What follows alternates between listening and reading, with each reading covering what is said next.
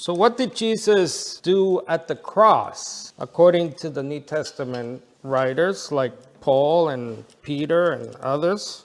So we're going to see how the cross, the sacrifice, resulted in something very important.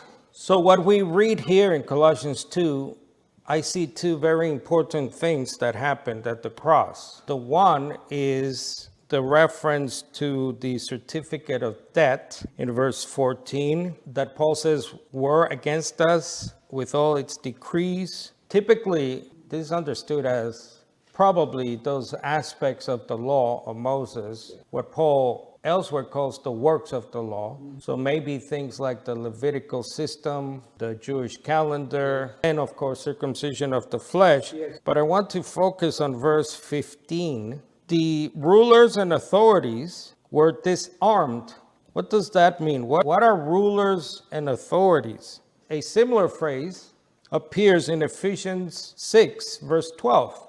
Paul says, "For we are essentially not fighting against human forces or flesh and blood," some of your translations, "but against the authorities, against the powers, against the cosmic rulers of this darkness, who are the spirit forces of evil in the heavenly places." So do we know what rulers and authorities means now?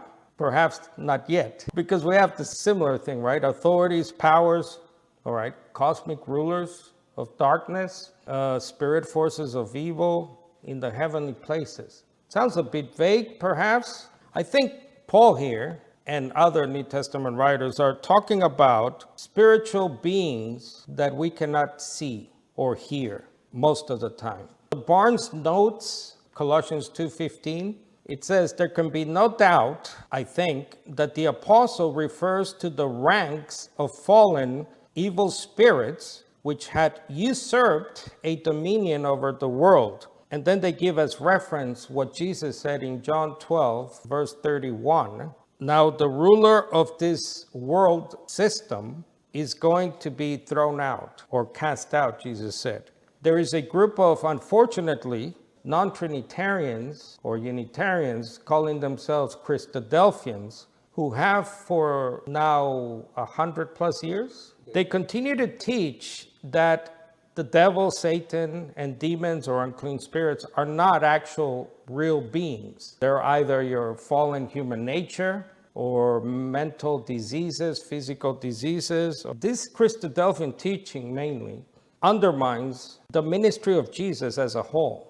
As we know, most of the time Jesus spent interacting, speaking with these unclean spirits or demons, in particularly Matthew, Luke, Mark. So at the very least, it implies some kind of a mad mindset on the part of Jesus, because then you would have to conclude that Jesus is talking to himself or having sinful thoughts. For example, when he's in the desert tempted for 40 days and 40 nights, he is fantasizing, he, Jesus, the Holy One, the sinless one, being the ruler of the world ahead of time. That sort of stuff, obviously, we know that it's something the New Testament clearly says Jesus did not do.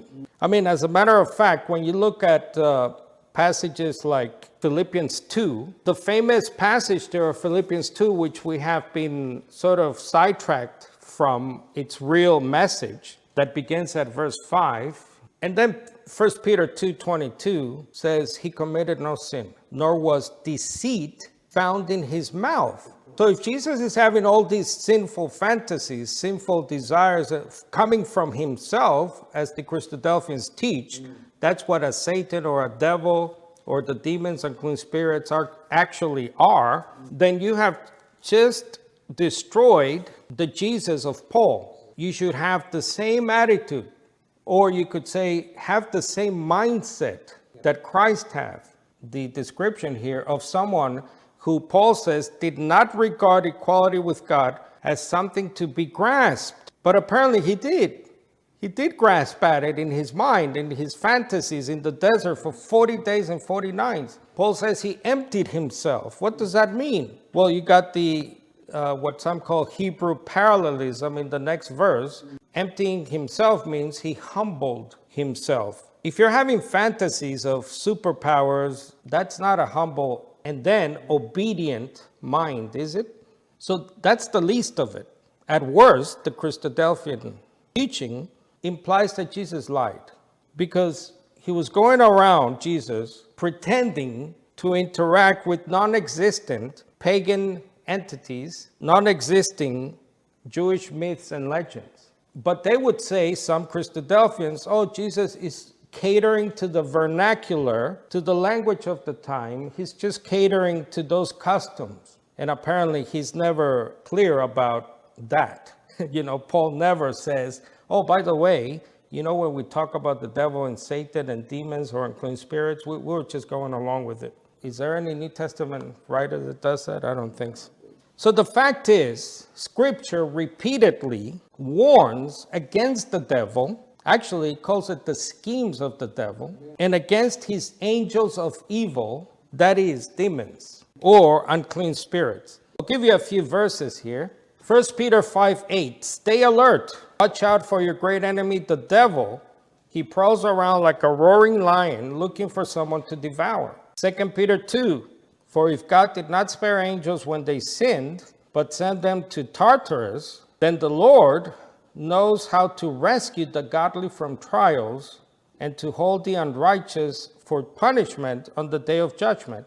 1 Timothy 4:1. Now the Spirit explicitly says that in the later times some will desert the faith and occupy themselves with deceiving spirits and demonic teachings.